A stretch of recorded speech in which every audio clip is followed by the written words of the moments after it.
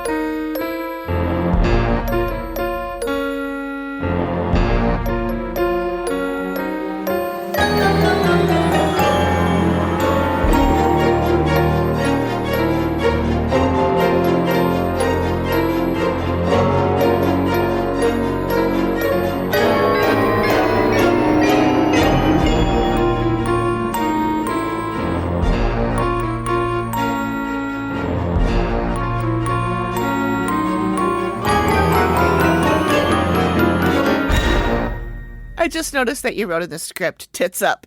Yeah, tits up. Yep. Oh my God, I love that show so much. Hello, friends, and welcome to the Activity Continues podcast. We are your hosts. I'm Megan. And I'm Amy.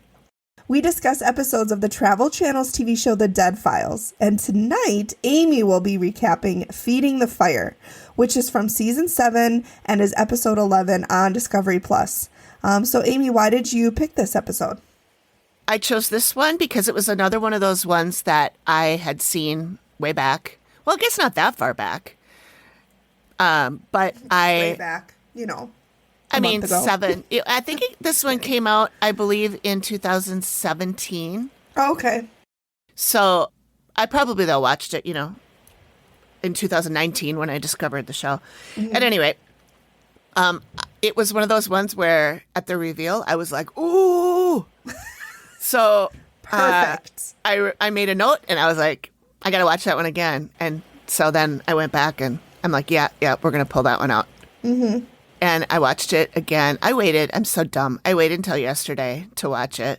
Oh, again. So you pulled a Megan, because I'm usually like, Amy's like, okay, we're going to record at 4:30. And I'm like, yep. And I'm just finishing my notes at 4:29. I was still writing my notes at 4:00 when I texted you and I was like, well, I'm finally ready if you want to start early. And I was like, you're so funny. I'm in Vadnais Heights right now, so I can't. I didn't know what you were doing, but it was fine. I don't care. So I watched it, and there were so many stories, like adjacent stories, which you'll see in a minute. But so I'm like, no, I got to research that one. Oh, I want to find out what happened in that murder. And so I'm like all over the place. Yeah. Yeah. And I probably could have done more if I'd given myself a little bit more time as far as like backstory and researching stuff. But, I didn't. So You know what? It is what it is. It is what it is. I think it'll still be interesting. I mean, so there's a little bit of a content warning on this one. There's sexual abuse, talk about of sexual abuse and assault, both paranormal and real in history. And then there's a pretty graphic murder and alcoholism. And there is a mention of child death in history, no details. Okay, good. But first we'll gab a little bit. Speaking of gabbing. Yeah. I finished Our Father on Netflix. Our Father. The one about the infertility doctor who impregnated Yeah. Yep. all these women. Oh my God. They found 96 siblings. Spoiler alert. They're up to 96 and counting. Wow. And they were one of the siblings who kind of started this all recorded some conversations with him. Mm-hmm. He is a narcissist and a half. Of course. Obviously he is. He impregnated women against their consent with his sperm. Jesus. But, he was telling her about how his marriage will be ruined if this comes out, and his status in the church will be ruined because he's an elder, because of course he is. Correct. And then it comes out that he might be part of this cult called Quiverful, which there's a verse or a mention in the Bible that men should have a quiver full of children. And that's where it comes from. And essentially, it's like the Handmaid's Tale, where the only purpose women serve are to breed. Yeah. And they think he's part of that cult. And it's just... They found 44 other doctors who had done the same thing. Oh, my God. And the shitty part is there's no crime.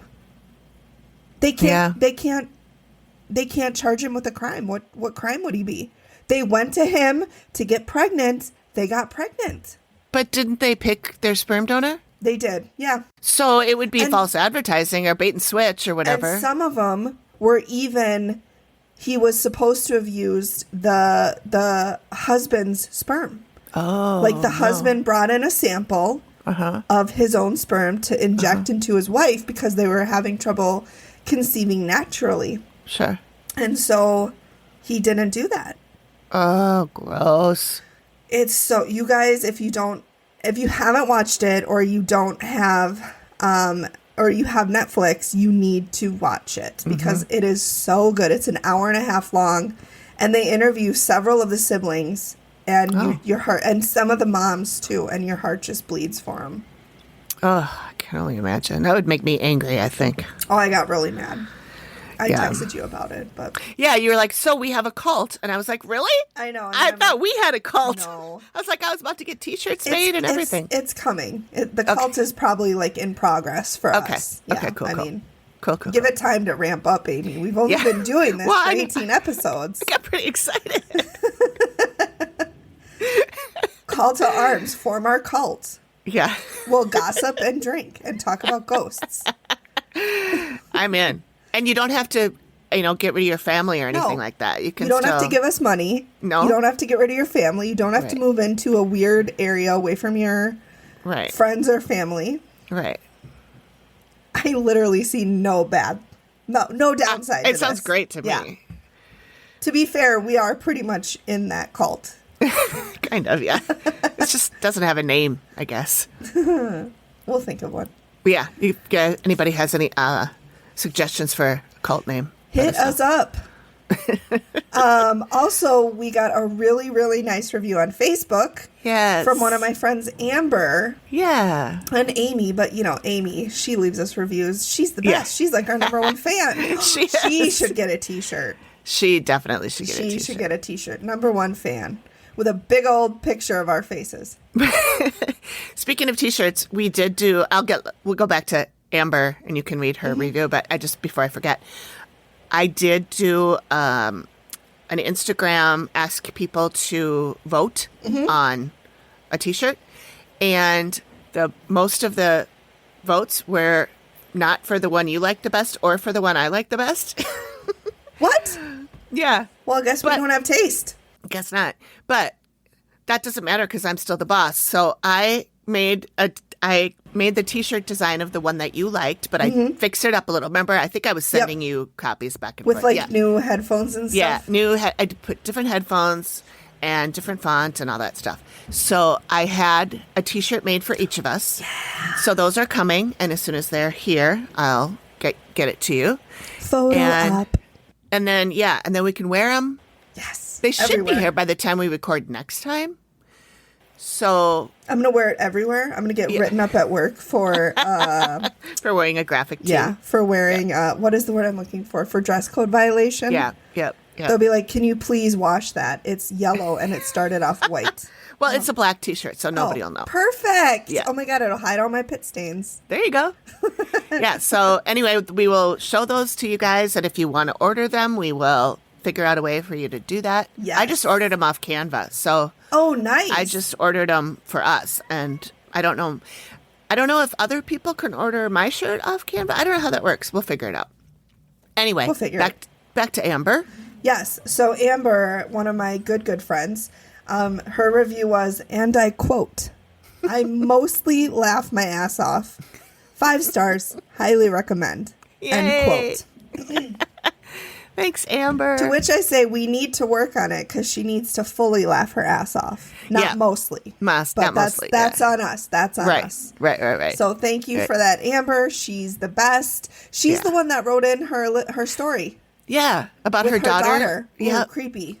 Ooh, I think that was that not last episode, maybe the one before? The one before, I think. If y'all are looking for it, I think it was 2 episodes ago. Yeah. So that would have been number Not 16. the Lizzie Borden house. Right. The one before that, which Yeah. I don't remember. The Velisca. No, No, there was one in between. I don't know. Oh, here, I'll This tell is you. why Amy's in charge, because... This is why I have little note cards look, for everyone. She is on it. Oh. For those young kids who don't know, these note cards are what we used to take notes on in school before we had smartphones and laptops in every class. Yeah, so before Lizzie, the landowner, that was the one I did with the guy that was reincarnated. Yeah. Oh, that one was so good. That was you should watch that episode if you haven't. That's a good one. And then we did Lizzie Borden. And then the card that I made for the one today is all wrong because I was going to do a different one and I changed my mind. It was all wrong. So This is crap. She throws it away. I've done it before. We'll do it again. I'll do it again. So I have to tell you about, I had this weird thing happen that Tell was me. like, I call it like a glitch in the Matrix. You have a lot of Matrix glitches. I do. So this was on Tuesday night. It was beautiful outside. Mm-hmm. We were going to do our Zoom happy hour that we do with our friends every Tuesday night. Yep. We were going to do that outside. And so I had the computer out there and we were setting up the picnic table for the first time. And it's a round picnic table and there's 4 benches that go around it. Yep. And a friend of ours made us cushions for them. Aw. So I went and got the cushions out of the back. Is that Melissa? No, her name's Christine. Oh. And she's a costumer. She works on like What? TV shows and Okay. movies and stuff. That's the coolest job in the world. Yeah. She's got some great stories, I'll Oh tell my you. God. Yeah. I don't think I could tell you any of them. So I'm but- sure making a bench is probably like the easiest thing. She could probably do it in her sleep. She banged it out in an afternoon. Yeah. It Yeah. was, yeah. I just gave her the material. She went and got the padding for the inside and she put it together and brought it over. Wow. Middle of COVID. It was really nice. Anyway, so I went and got the cushions. Greg is going out to the garage and he's pulling out the benches and setting them down. He pulled out one, he set it down. I was putting the cover on it. He pulled out another one. I put the cover on that one. So 2 of them had the covers on them. Okay. I went back in for some reason. I can't remember. I went back in the house. And when I came back out, I was looking around and I'm like, why are there 3 covers sitting, or the bench cushions sitting on top of the thing?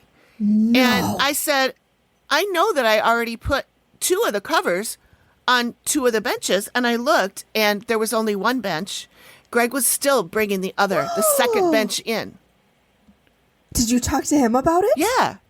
And he's like, no, I haven't even set that bench down yet.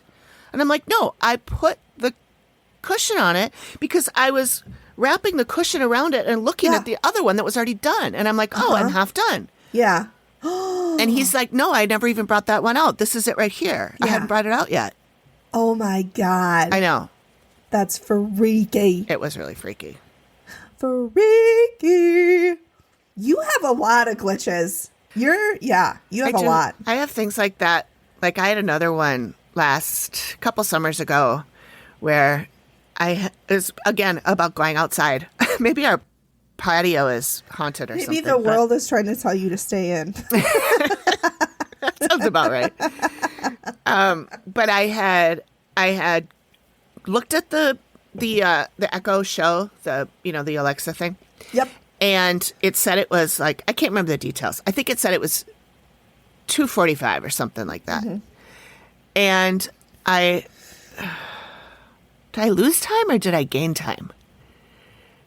At any rate, I went outside. I was doing something like putting the picnic table Pushing together down or the something. benches. Yeah, something like that.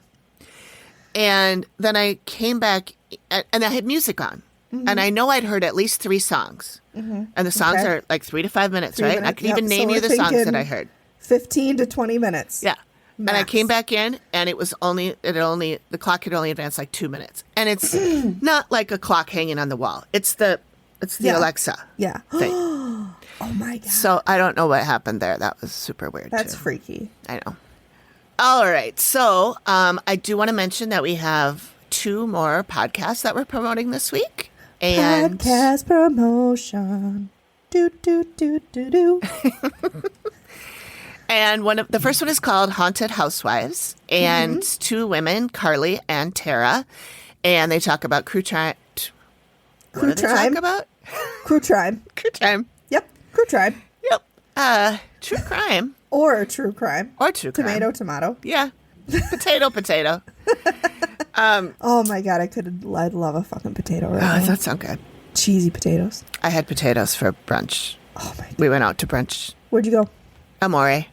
Oh, your fave.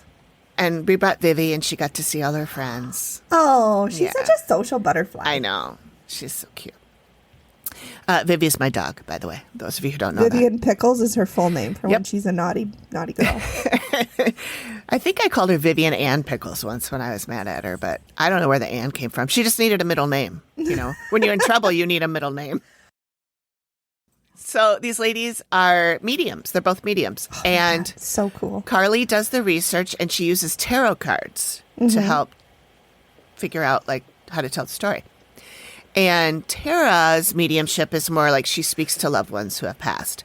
So the description is two housewives using mediumship and tarot while talking about crimes, mysteries, things that go bump in the night, and other creepy shit before dinner time.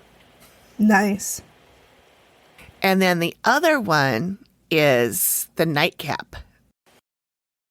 So this one, his voice is really, really creepy. It's kind of distorted. So maybe don't listen to this at night if you're like me and can't listen to anything remotely scary at night. I mean, this, aside from the actual episodes, the promo alone is scary. So the promo goes, and quote, "You have stumbled into a dimension that is neither of this reality or in this reality. Your presence has not gone unnoticed, having attracted entities both malevolent and benevolent. Luckily, you have run into me first, a humble storyteller of everything strange and sinister. Grab a seat and join me, won't you? Make yourself comfortable while I stimulate your mind because you will be here a while. Sorry, did I forget to mention that you can never leave? You are the newest victim of the world that is the nightcap." That was really good. Oh, thanks. So I would suggest listening to that on like 10 a.m. on like a Wednesday in the sun. Yeah, it's creepy. And so you'll hear that in the break when we do a little break. A little break. A little break. Is there anything else we need to go over? Anything else we should talk about? I don't even know. I mean, probably, but nothing I can think of. So, Okay. I mean, I think we're good. Okay. Let's hop into it. All right. Hi, I'm Carly, And I'm Tara. and we are the Haunted Housewives. If you enjoy tales of sexy Mothman, historical hauntings, dark humor, and the macabre, then tune in wherever you listen to your favorite podcasts. Stay barefoot and haunted. So this episode is called Feeding the Fire. It's season 7, episode 11 on Discovery Plus. I have no idea what it is on anything else. It originally aired March 4th, 2017. And like I said, I chose this one because I had made a note of it a long time ago. And also, I had originally asked Alexa to give me numbers, like a number between 1 and 13. And then a number. And my Alexa's got a male voice. He kept giving me numbers, and I'd look, and we'd already done the episode. One of us had already covered it. So I'm like, screw that. I'll do it myself. Do it myself. Jeez. Useless. So we are in Kaufman, Texas. It's about 40 minutes from Dallas, Texas. The client is Larry.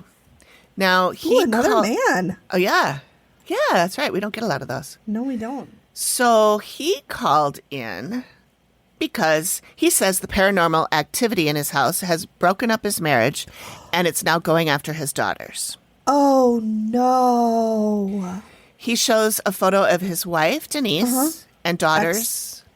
Yeah, ex-wife, yeah. Well, actually, I don't think that they are divorced. Oh, okay. Maybe they can work it through it then. I hope so. I hope so. So we have his wife, Denise, and then daughters, Chelsea is the youngest, Ashley, the middle, and Brittany, the oldest. And I did put some photos in the drive if you want to look at them, and you can see those three. So the youngest girl is 20, so they're not children. Oh, okay. They're Adults? They're adult children that live at the home. So Larry says the paranormal is tearing his family apart, that relationships are going to hell. He thinks something wants to take control of the women in the house and to remove all the men. Don't like that. And they live in one of those like trailer-like houses. It kind of looks like a shipping container or something on the outside, but it's like a actual real home inside. Okay. But it's kind of like the one we saw before in that other Texas one that I did with the Ku Klux Klan in the forest. Is that kind of house? Yep. Ooh, that one was so freaky. That was scary. That was the one where they didn't even want to go out at night, right? Yes. Yep. And they did the reveal outside at a picnic table outside the house. Yeah, it was creepy. That was a good one. Spooky. That was. And I think that was one of the ones that early on, anyway, Amy said was one of the scariest ones for her. Oh, God. But of course, she's done 57,000 episodes since then. So Literally. she probably has another one that's more scary now. Anyway, so Larry's wife asked him to move out, and he did, but he didn't go far. He's living in the adjacent trailer, which is about 20 feet from the trailer the rest of his family lives in. He's like, fine, I'll move out, but I'm not going far. Fine, stomp. Here I am in my new home. 10 feet away. She's like, that's not what I meant, and you know it. I meant get the fuck out. He's like, I moved. You said move, and I moved. And here we are. I'm not a mind reader. Sorry, I don't mean to make fun. I hope they can work it out. I really do. I do, too. As far as experiences, they are hearing voices, seeing shadows, there are physical attacks, and health issues. He has rheumatoid arthritis, degenerative bone disease, depression, and has had a heart attack. I was just going to say, has he had a heart attack? A heart attack. Yes. We're so funny today, you guys. I want to ask you to look at the picture in the drive. Okay, there we go. Ooh, okay. Yep, there he is. I see him. Okay. So how old would you say he is, judging by that picture? All right. I'm going to say probably 60, 65. Okay. So he's talking about all this stuff that he has going on, right? Mm-hmm. And Steve asks him how old he is. And he says he's 60. Okay. And I wrote in my notes, the dude doesn't look a day over 80. I thought he looked really old. And apparently Steve did too. Because Steve points out that the health issues he has are old people diseases, and also notes that the guy has a walker. And he does? Yeah, and he asks him about it. And I didn't notice that he had the walker. He just had, they were sitting outside at a picnic table. Yeah. And he happened to notice it sitting over there. So Steve asked him about the walker, and he says that he and his daughter, Ashley, the middle child, got in an altercation, and she kicked him and broke his leg in 3 places. And Larry thinks that something took over her. And my God. Yeah. And he says he wants whatever it is gone so they can be a family again. So now we're going to go to Amy. Mm-hmm. She feels depression right away when she walks in there. She says she has a feeling, she gets a feeling that she wants to run away. And then she says she feels that somebody here has really bad knee issues. I mean, you could say that. I mean, his leg was broken in 3 places. I'm assuming one of them was his knee. I mean, there's only so many places you can break a leg. Right? The stage being one of them. But I'm here all week, folks. Don't forget to tip your waitstaff. Tip your waitstaff. So she sees a woman who is screaming and sees this woman running after a man. She's beating him, and it's very abusive. And he's running away, and she's screaming. And Amy says, it's so fucking negative. And now I don't know if this is supposed to be Ashley and her dad, or if this is something else that we'll hear about later. Oh, yeah. Maybe. I'm not really sure. It could be residual or ghost. Oof. Yep. So now we're back to Steve and Larry, and Larry says that he was attacked. They're in the house now, walking around the house, and he says he was attacked and slapped on the arm while he was sleeping. He ended up with scratches on his belly. And Steve says, there's dogs all over here. Could it be them? And I want to know what Steve's got about dogs, because he's always trying to blame the dogs for... Which is odd, because he has the cutest puppy. So a really cute it's dog. not like he hates dogs. No, I don't know. I'm like, Steve, give the dogs a break, will ya? I know, poor dogs. They could be the dogs. They boozing. Yeah. Fozzie got into the turkey. Oh, wild turkey. Again. He's such a mean drunk. Yeah, right? So Larry says he sees shadow figures that are about 10 to 11 feet tall. And he feels that some of them... I know. The ceiling of the building isn't even that tall. So how does he know they're that tall? I don't know. Maybe they're hunched down. I don't know. Maybe. I don't know. It's Larry, you know. Fucking Larry. Just kidding, Larry. Just kidding, Larry. Hope you worked it out with Denise. I hope so. So he feels someone in the room with him, and he says, I need answers. Something is tearing us apart.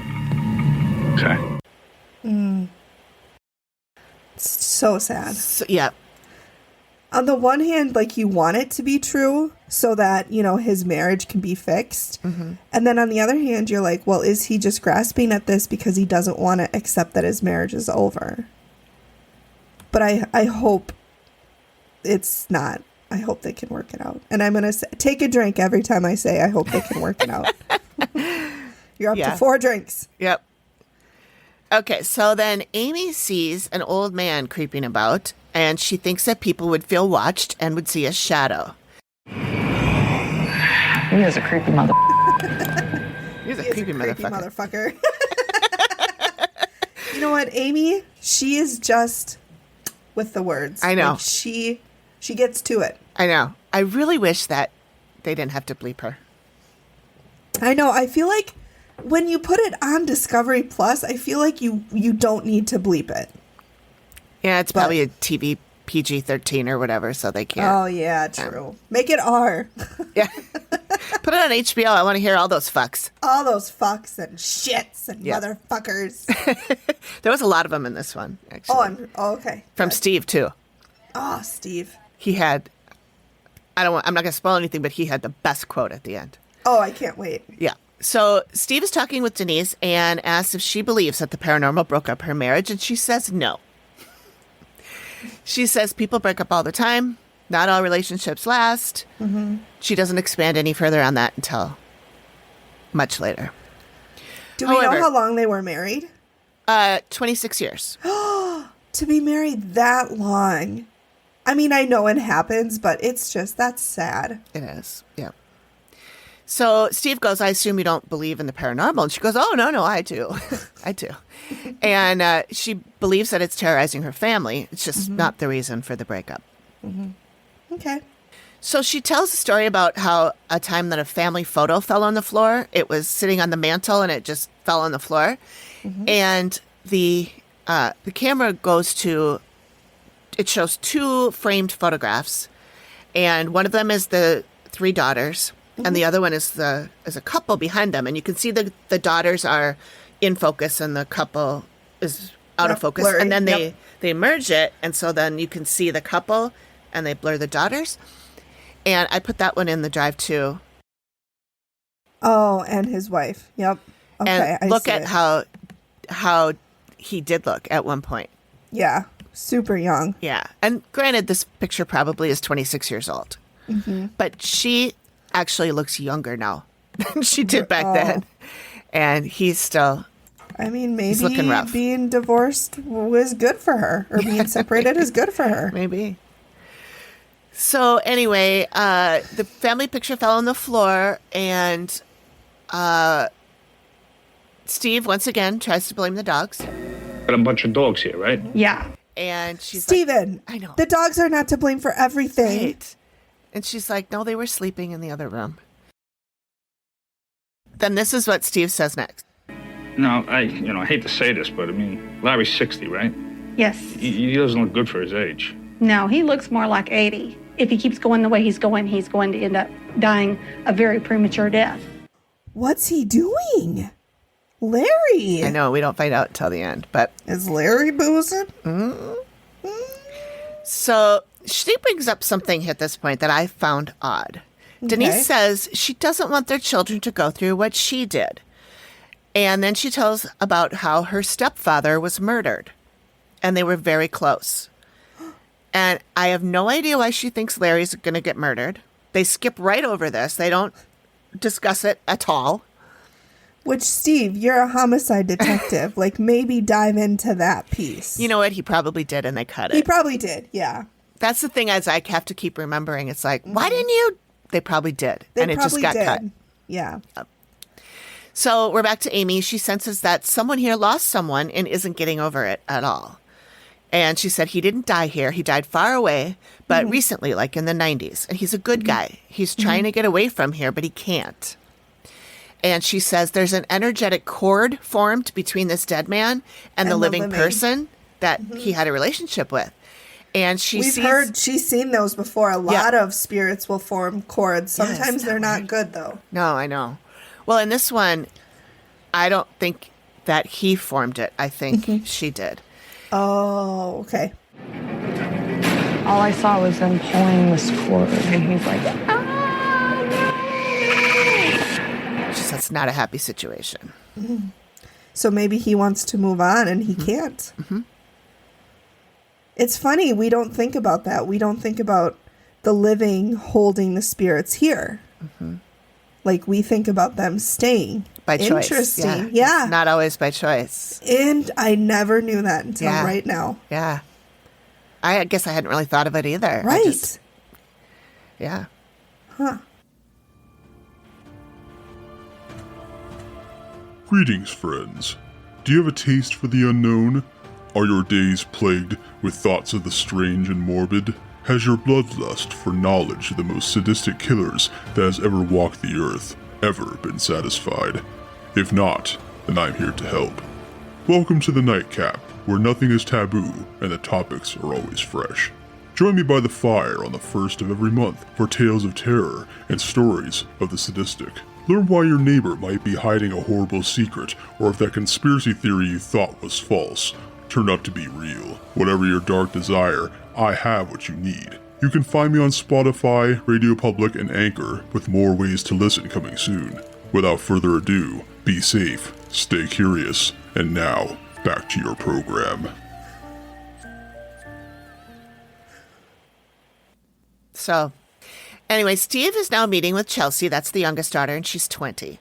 And she says while sleeping, she heard a whisper in her ear, like really close to her ear, and her hair moved. Like it was breath that moved her hair. I know. Nope. I didn't, I had the people, whatever, some things whispering in my ear before, but I never felt like I never felt their presence. I just heard their voices, That would have freaked me out. She said it woke her up, and then Steve asked her if she could have been dreaming, and she says she wasn't, but she was asleep. So, I don't know, she's probably in one of those half in, half out phases, And then she tells Steve that she's getting phantom bruises, and they're showing up on her inner thighs and the back of her arms. Don't like that. And Steve brings up the dogs again. God, these poor dogs. The dogs are in the corner. Like, what the fuck They're like, did I we didn't do do to shit. you? They're like, I'm just here chasing my tail and licking my balls. That's all I'm doing. And barking at ghosts. And barking at the ghost, but I am not causing bruises. Right. Or pictures knocking down. Or, yeah, I don't, and they never showed the dogs, so I don't even know. Like, They're how like did they, probably did they have little 500 chihuahuas. dogs? I mean, how many dogs did they have?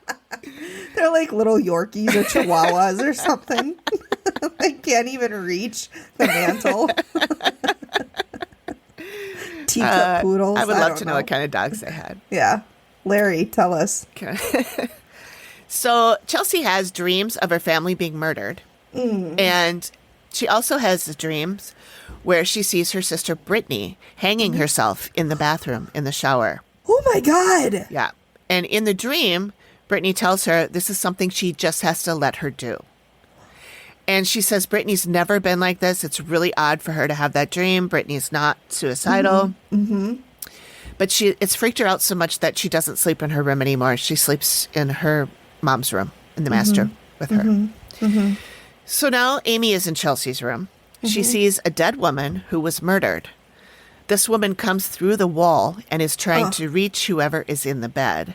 I hate it when they come through the walls. I know, that's creepy. Use the door. Use the door like everybody else. Be a polite spirit. Come on. So Amy says she keeps hearing the dead woman saying, "Help me," and is trying to get to the person through her dreams. Oh, okay. Uh-huh. And she can get physical. I wanna get Not the dogs. Physical. Yeah, not the. Are you sure it's not the dogs causing you to dream this? The always dogs the dogs. just hold a little seance where they just hold paws. They're touching their paws around the table. Oh, Oh my God. I'm sorry. I'm in a weird mood. I was just looking for my dogs. I don't know where they are. Probably trying to fucking cause you to have dreams. They're having a seance in the back. It's Fozzie. Damn Oh, it, that boy. Fozzie. That Foz, he's a troublemaker. He is. Poor blind boy. That's what he wants you to think. Yeah, right? Who knows what he sees? He probably That's- sees shit I don't. That's his cover for the real shenanigans.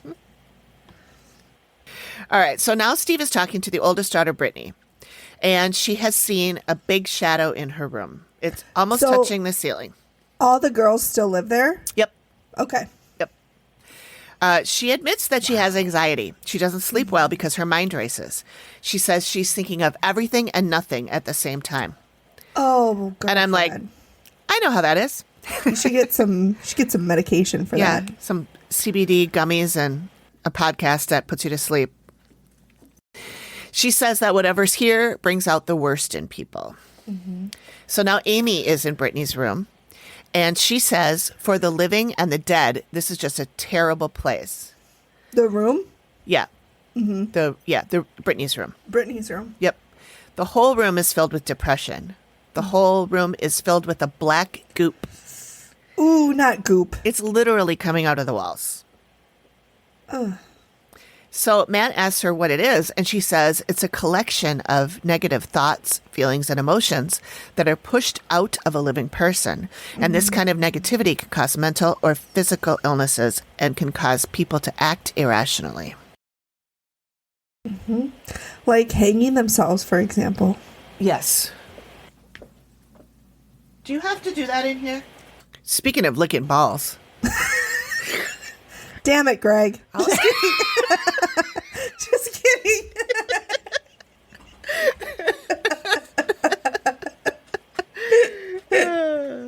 Oh, man. I'm kidding. I'm totally kidding.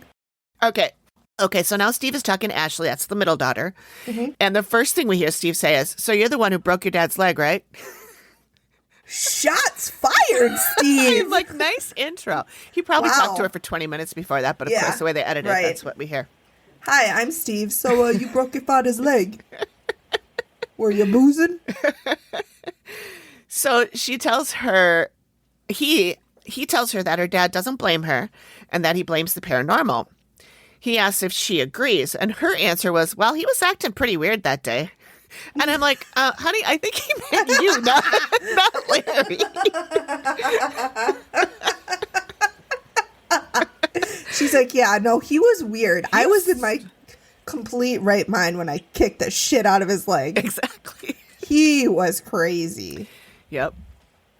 So she does believe the family's in danger. And now this part's really yucky. Ashley talks about one of her experiences. She said it was the night her boyfriend proposed. She came home Oh. alone, got in bed, and when she woke up, her pajama pants were off and they were sitting on her pillow, and she had bruises on her thighs. Oh Yeah. my God. Yeah. Could And- it have been the dogs? Sorry. I mean, why not? Oh my God, Ashley. Yeah. Oh, that's terrible. Is that icky? So, and this was the same night that she had the blow up with her dad. Now, I don't know if the blow up with dad happened after this or if like the fight happened and then she went to bed. She didn't mention what the order was, and she didn't even mention that they happened at the same time until later. And I can't remember when she brought it up. Maybe even mom brought it up. Is it the reveal? I think it might have been at the reveal. She wasn't at the reveal though, but mom was. And Okay. I think mom like mentioned that it was the same night. But anyway, okay, so now Steve goes into town And he says it's like I was imitating driving. She was driving. Didn't know. Do-do-do-do. That's how he Just gets around driving. town. Ring shot. Yep, ring shot. So he says this sounds like Mayberry. I don't know why he said that, but I wrote it down because I thought it was funny. So he talks to Rebecca Taylor, who is a genealogist. A genealogist. Not a gynecologist. Oh, we're having too much fun. I know. So she tells him that the original landowner, Thomas Shannon, purchased 1,100 acres in 1882, and it was a farm. Mm-hmm. She says that 3 of his children and his wife died on the property, all in a short amount of time. Well, I did some digging through the archives. And I found his grave.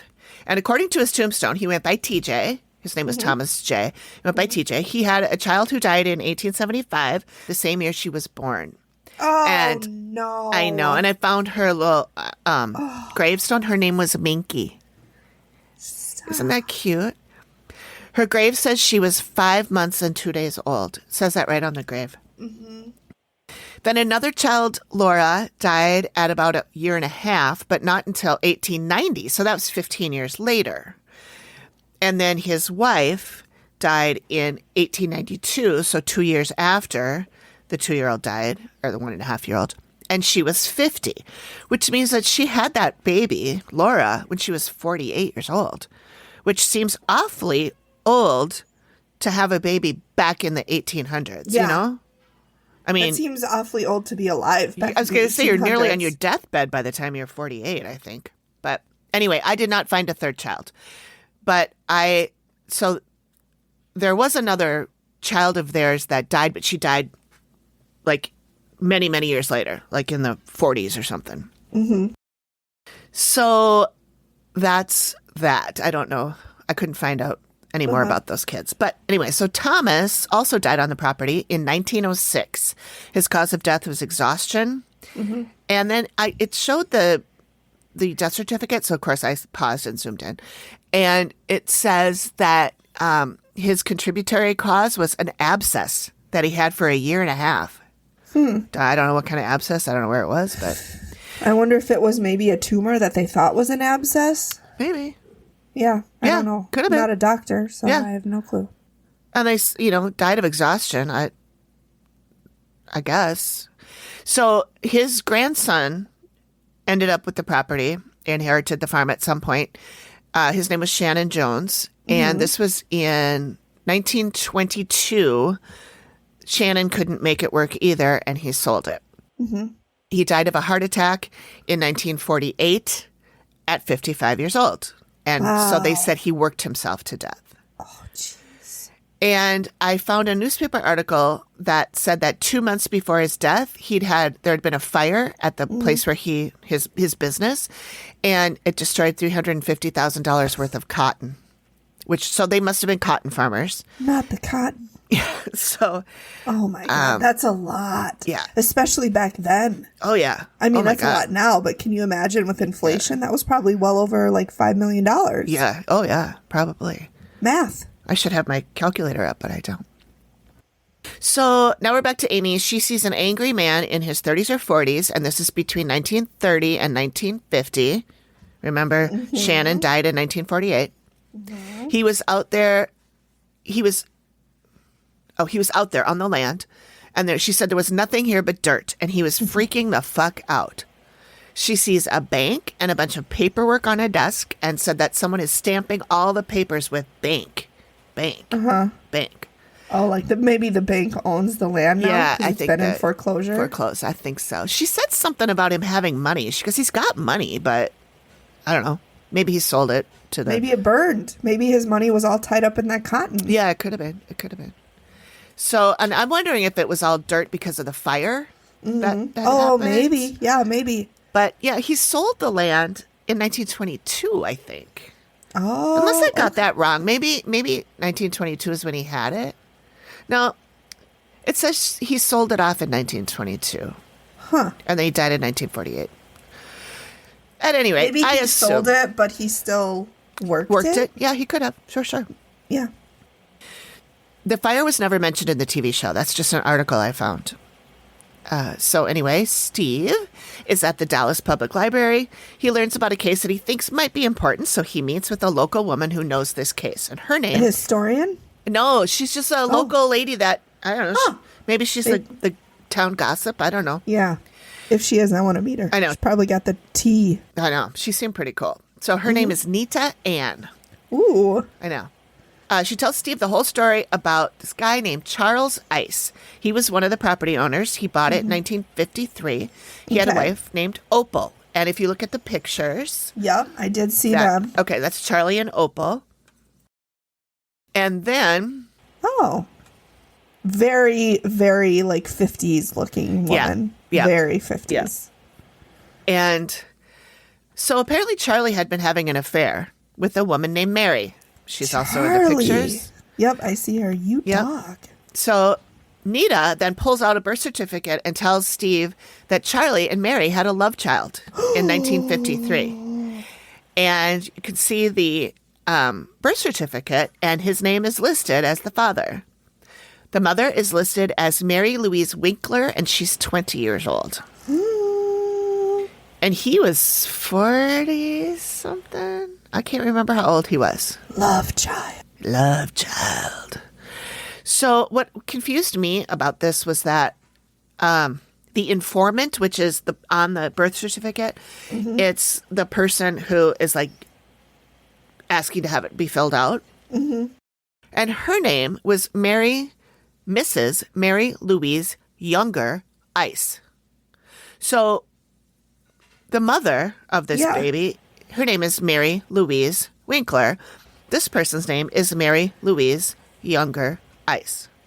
Maybe they changed her last name so they couldn't link it to her. I mean, I know that's a loose, you know, how children out of wedlock and all that. Well, and when I first looked at it, I was like, oh, wait, that's her.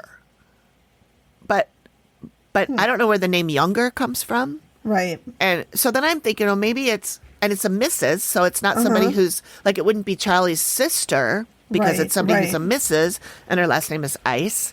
So I have no idea who that is. But I wouldn't think that Mary Louise would be such a common name that you'd have two in the same family. I don't know. Maybe. Especially when one of them is on his side and the other one is her. She's not related to them yet. Right, anyway. right. Anywho, so Opal got sick in 1968, and he employed Mary to take care of Opal. She became her caretaker. She and the love child moved in with them. Oh, my God. Right under Opal's nose. Yep. I wonder if she knew. I hope she didn't, because if she did, that is like... That's an ultimate fuck you. That's like a, I don't care that you're sick. I'm moving. Oh, my God. My mistress and love child. Right. Yeah. He sounds like a weenie. No, language. So Opal died in 1968, right after she got sick, at the age of 58 from a blood clot in her lung. And just 3 weeks later, Charlie married caretaker Mary. Do we know that he could have poisoned her?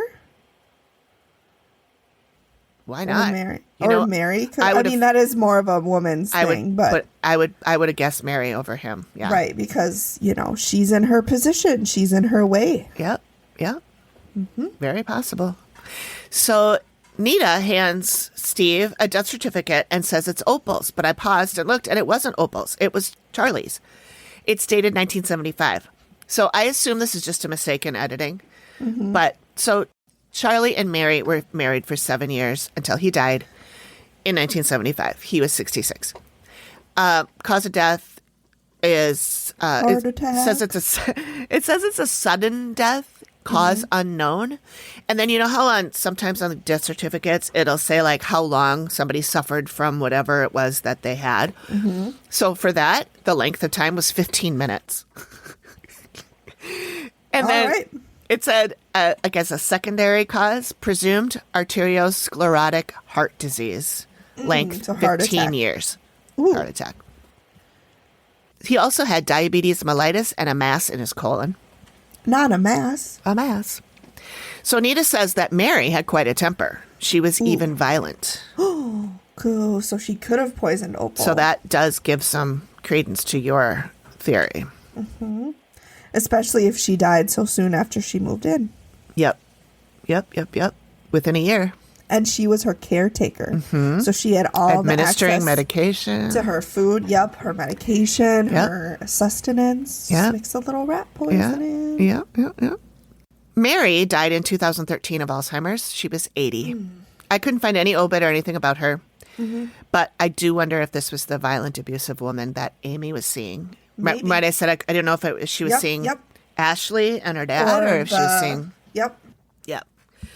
So now, I think Amy's in the other house at this point, and it shows her entering one of the homes, but they look identical, so I couldn't tell which one she was going into.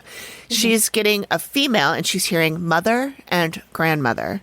She thinks it could be someone who lived here recently and died here, and she's thinking they are in their late 30s to early 50s. Okay. This person is scary. They're extremely abusive. There's a physical illness, though, that is involving their head. So I'm wondering if that's Mary and her Alzheimer's. Maybe. But, Mary would have had to come back and is showing herself younger, but with her mental capacity. I don't know. I'm grasping at straws. So Steve has gotten wind of another story in the area. This is the last one. A young school teacher was murdered and found by the side of the road near the property. So he meets with Sheriff David Burns, not from the Talking Heads. That's David Byrne, anyway. Oh my God, because that just cued. So the Crash Test Dummies, which is a Canadian band from the 90s. Yeah. They have a song where they talk about David Byrne, and I have no idea who it was. Oh. Yeah. Well, it's not the sheriff from Kaufman, Texas. No. No, they were talking about the Talking Heads guy. David Byrne. Yeah. Huh. I wonder if he's Canadian. No, he's British. Oh, okay. But anyways, the Crash Test Dummies were one of my favorite bands back in the day. I have a CD of theirs, an album. I don't know if they released more than one, but they had at least two. This one is the one that has the song. Oh, they have one song in there called "The Psychic" that I absolutely love. I'll have to pull that out again. I haven't listened to that album in a long time, but I think this is the first band that you and I have really liked that because we have such different tastes in music. Yeah. Anyway, sorry, you can.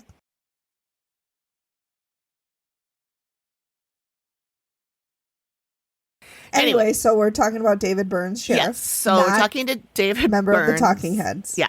So he says the woman named Linda Jane Phillips, she was 26 years old. She was living and teaching in Dallas, but she spent summers in Kaufman with her parents. On August 7th, 1970, she was at a wedding in Dallas, and she called her parents and told them she wasn't coming home that night and would be staying with a friend. And she never came home. Her car was found 2 days later, and her body was found shortly after the car was found, within a day. She had been mutilated and had 26 stab wounds, mostly Holy to her crap. neck and abdomen. And he shows Steve the death certificate, which notes lacerations of the neck and abdomen. And he says that the autopsy revealed that she had been sexually assaulted as well. So this person knew her because that is a rage. That's rage right there. It does sound like it, yeah. I mean, you stab someone once or twice to kill them, but if you're pissed, Yeah. I mean, so I don't know. I'd like to know more about hypothesizing. I'd like to know more about her boyfriend. But anyway, the case was cold for 14 years. Oh, God. Until in 1984, serial killer Henry Lee Lucas confessed to killing her. Do you know who he is? The name, was he a homosexual serial killer with... The name sounds familiar. I don't think so. Tell me about him.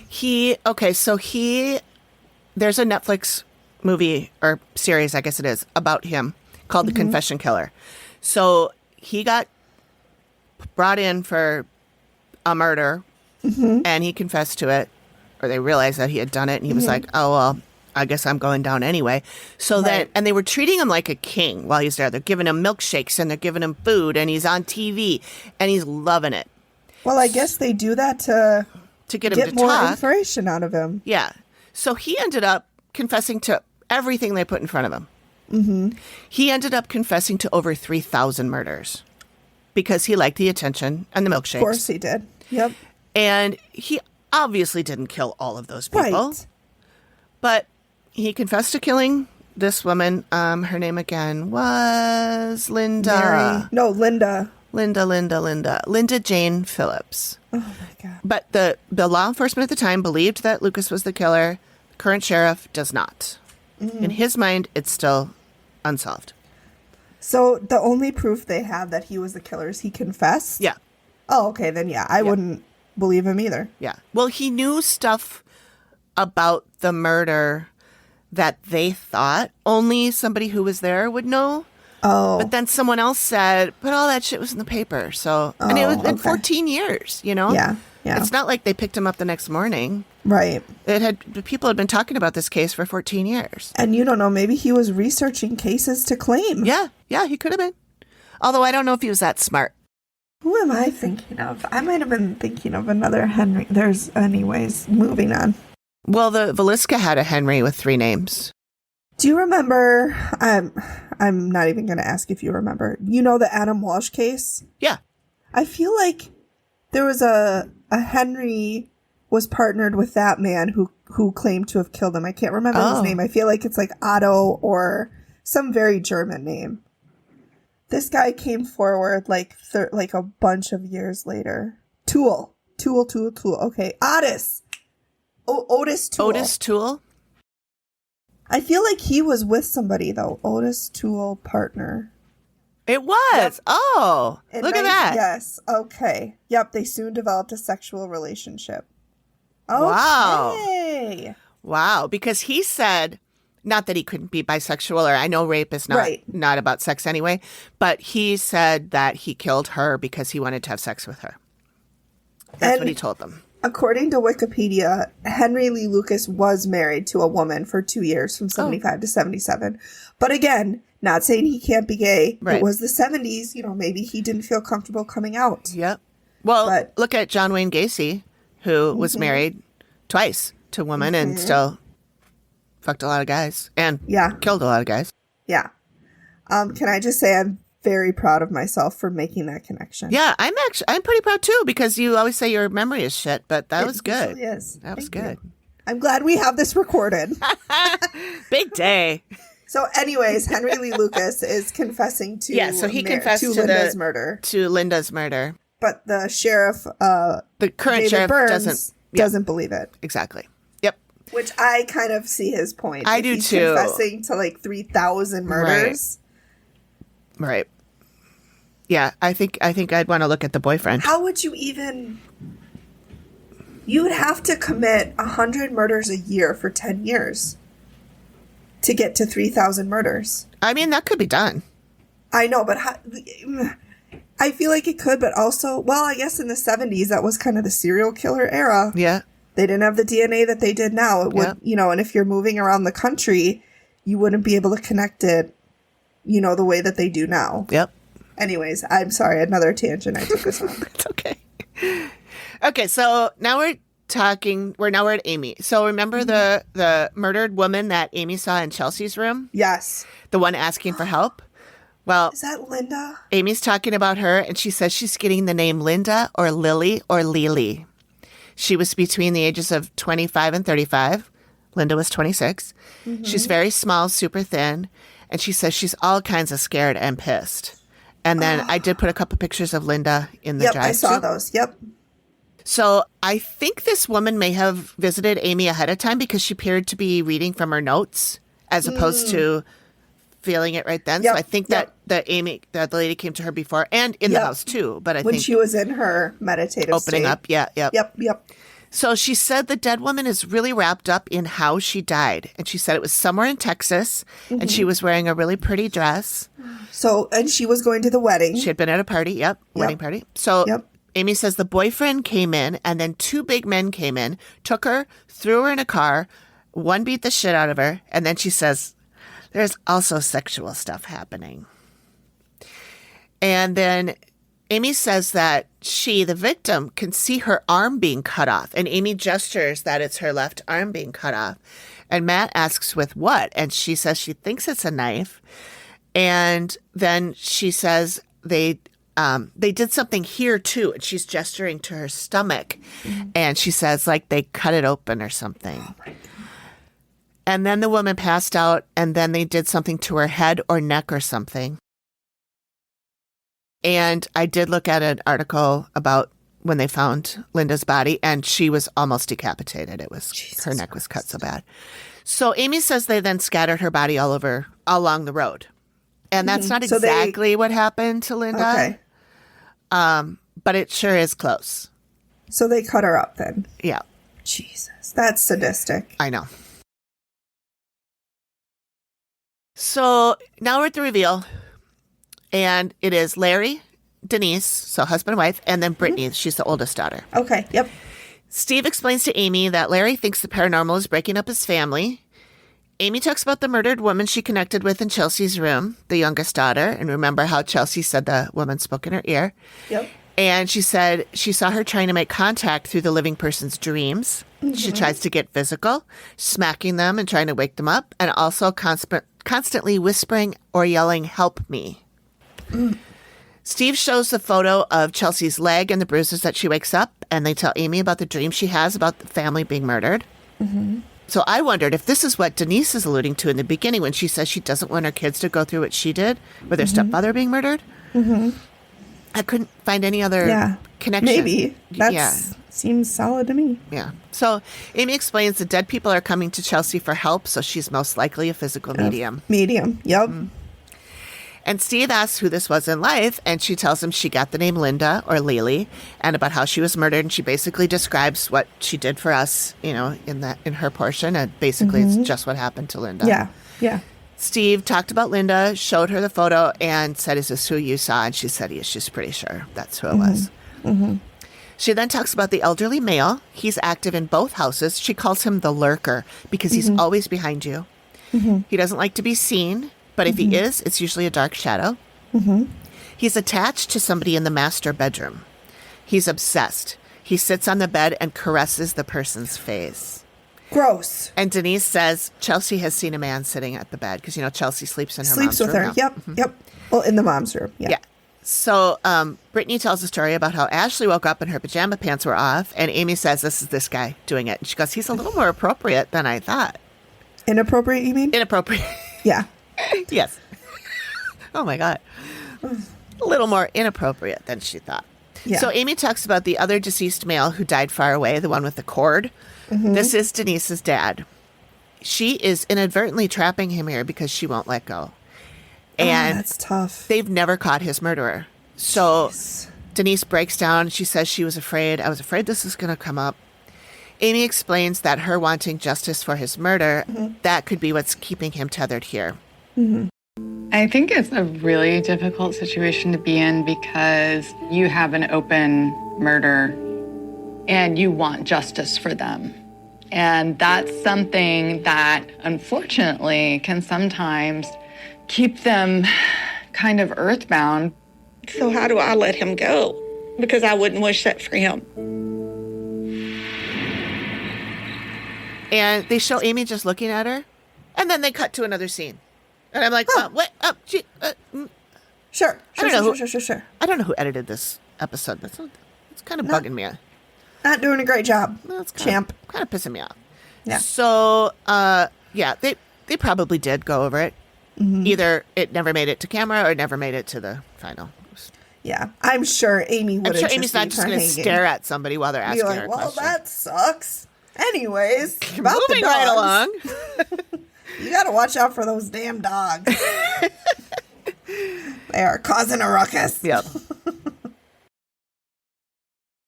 So Amy talks about something in Brittany's room. She was only in there for a couple of minutes because she felt physical pain. She said it's so bad the dead don't even go in there. Oof.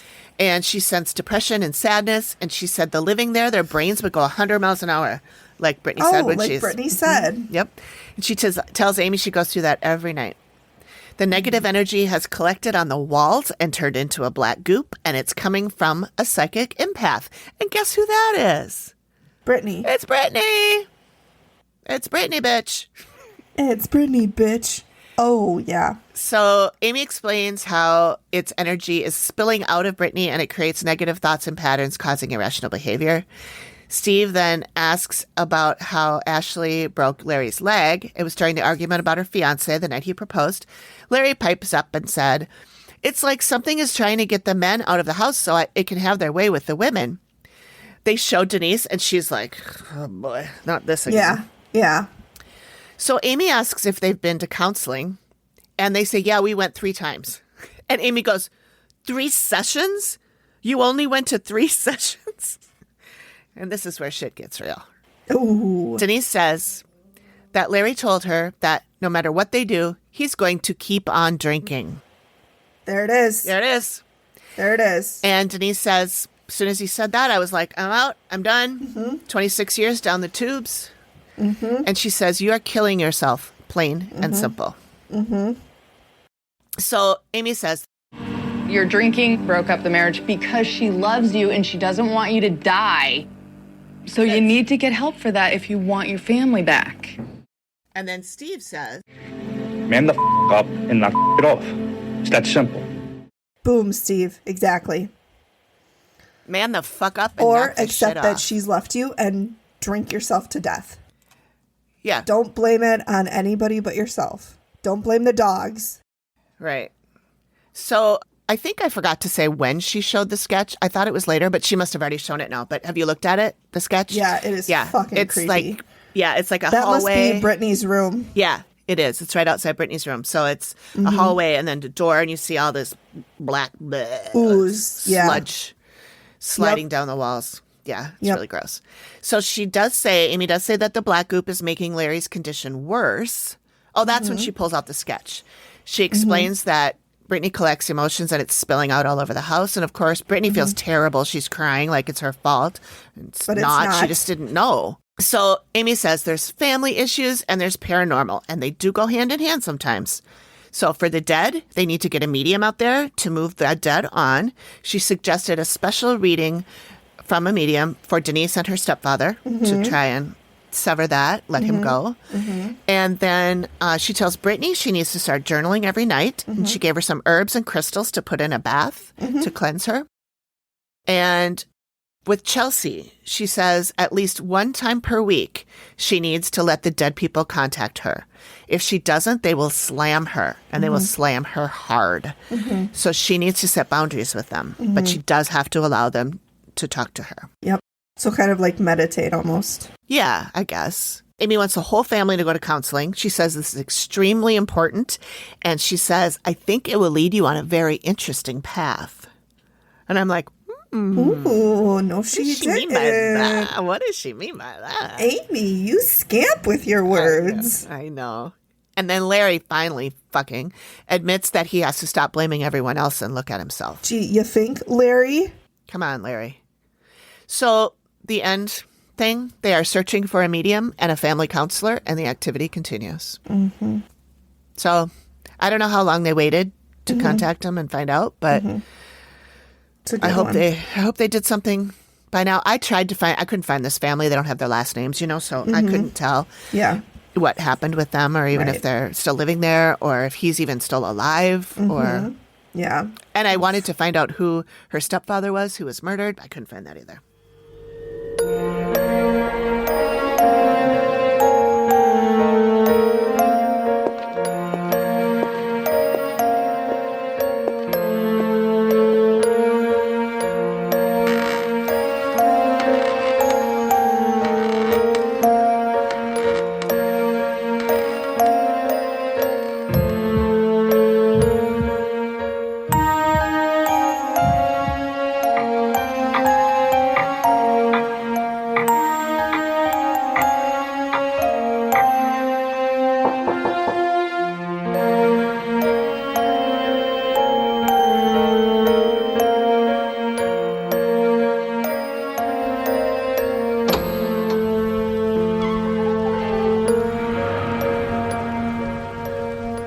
Thank you for listening to the Activity Continues podcast. We really appreciate you giving us your ears for a bit. Please reach out if you have a suggestion for which episode of the Dead Files we should cover next, or if you have a spooky story you'd like us to share on the show. We can be reached at theactivitycontinues@gmail.com or through our website or any of our socials. Links are all in the description of the show. Please feel free to drop us a note and say hi. And join us next time when the activity continues. Insert music. The Activity Continues is produced by me, Amy, at Collected Sounds Media and is part of the independent Collected Sounds Podcast Network. We are also proud members of the Boo Pod network of super cool podcasts. Nailed it.